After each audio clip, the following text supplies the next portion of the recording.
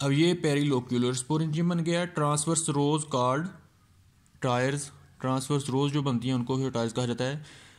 जब यहाँ तक बात पहुँच गई तो protoplast gathered around each nuclei, हर खाने के अंदर एक एक न्यूक्लियाई मौजूद होता है जो कि माइटोसिस के नतीजे में डिवाइड हो के बना था।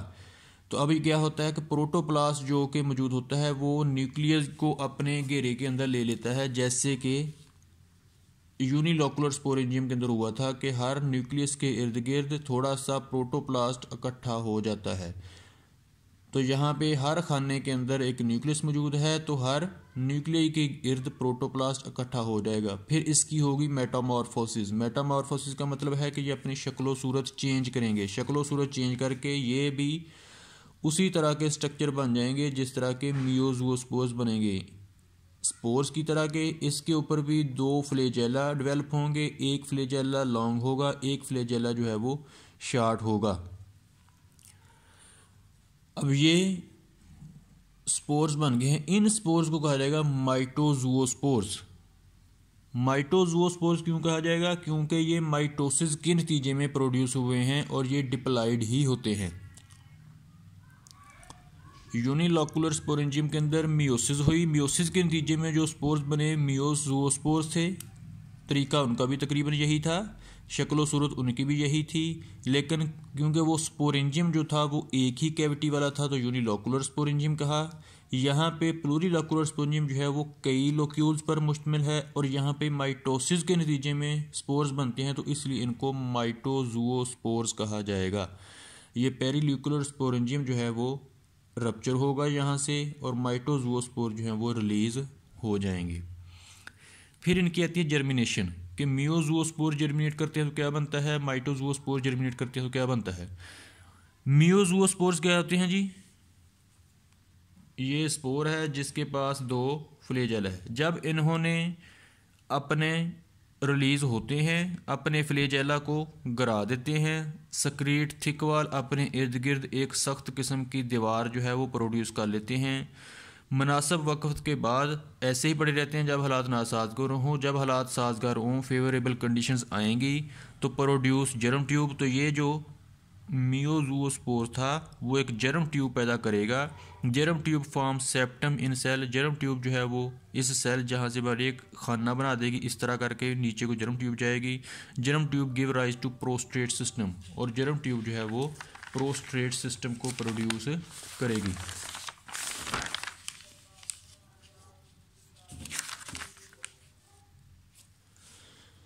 ये देखें मियोजोस्पोर था, उसके फ्लैजेला गिर गए तो थिक वाल हो गया।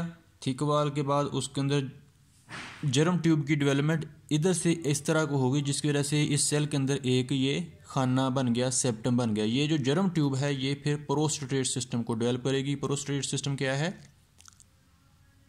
जो कि सबस्ट्रेट के नीचे क्रीपिंग ब्रांच इरेगुलर होता है और इस प्रोस्टेट सिस्टम के यहाँ से ये जो जर्म ट्यूब का जहाँ से आगाज़ हुआ इसके ऊपर को फिलामेंट की ग्रोथ शुरू हो जाएगी। फिलामेंट की ग्रोथ जो है जिन सेल्स की डिवाइड होने से होती है उनको ट्राइकोथैलिक मेरिस्टेम्स भी कहा जाता है। यहाँ पे वो सेल्स जो कि डिवाइड होके इरेक्ट सिस्टम बनाते हैं उनको ट्राइकोथैलिक मेरिस्टेम्स भी कहा जाता है। अब ये जो नई बॉडी बनी है, प्रोस्टेट सिस्टम भी बन गया, इरेक्ट सिस्टम भी बन गया, ये डेवलप हुआ है किसके नतीजे में? मियोजोस्पोर्स की जर्मिनेशन के नतीजे में। और मियोजोस्पोर्स प्रोड्यूस हुए थे मियोसिस के नतीजे में। तो मियोसिस के बाद क्योंकि जो भी चीज़ आएगी वो हैप्लॉइड होगी तो मियोजोस्पोर के नतीजे में जो बॉडी बनेगी वो हैप्लॉइड प्लांट बॉडी होगी और इस हैप्लॉइड प्लांट बॉडी को गैमेटोफाइट कहा जाएगा। मियोजोस्पोर्स आल्सो कॉल्ड गोनोजोस्पोर्स। मियोजोस्पोर्स को दूसरा नाम जो है वो गोनोजोस्पोर्स भी होता है। तो ये थी मियोजोस्पोर्स की जर्मिनेशन। प्रोड्यूस हुए यूनिलोकुलर स्पोरेंजियम के अंदर, मियोसिस हुई, मियोजोस्पोर्स बने, वो रिलीज हुए, जर्मिनेट हुए और haploid plant body gametophyte develop हो गई। माइटोजोस्पोर्स इसी तरह प्रोड्यूस होते हैं जैसे कि जर्मिनेशन होती है जिस तरह के मियोजूओस्पोर्स की होती है कि ये स्पोर है, उसके फ्लैजेला गिरे, थिक वाल बनी, थिक वाल से आगे फिर प्लांट बॉडी बनी। प्लांट बॉडी ये जो बनेगी तो उसी तरह जिस तरह के मियोजूओस्पोर्स की बनती है, लेकिन ये माइटोजूओस्पोर्स के नतीजे में अगर प्रोड्यूस होगी तो ये डिप्लाइड होगी, क्योंकि माइटोजूओस्पोर्स जो हैं वो डिप्लाइड होते हैं।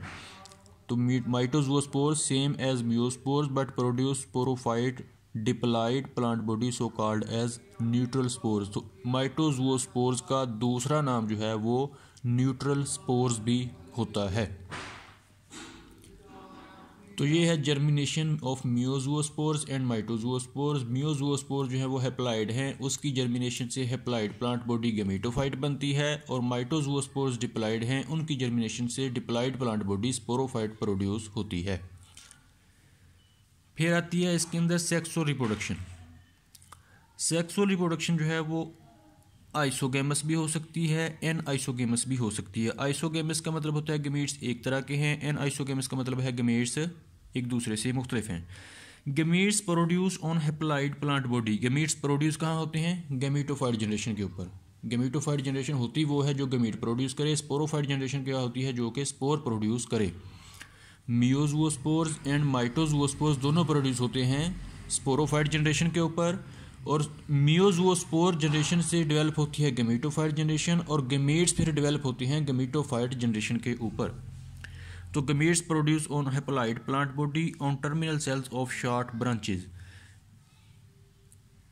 गमीटोफाइट भी ब्रांच होता है, उस ब्रांच की जो छोटी शाखें हैं, शॉर्ट ब्रांचेस हैं, उससे फिर आगाज़ होता है गैमेटेंजियम का। जिस तरह स्पोरेंजियम की डेवलपमेंट हुई, इसी तरह गैमेटेंजियम की डेवलपमेंट होती है, लेकिन स्पोरेंजियम जो है वो स्पोरोफाइट पे लगता है, गैमेटेंजियम जो है वो गमीटोफाइट के ऊपर लगता है। तो ये इनिशियल सेल्स हैं, इनिशियल सेल्स के ऊपर ये हुई गैमेटेंजियम, इसकी होती है माइटोसिस, क्योंकि ये तो पहले ही हेप्लाइड है।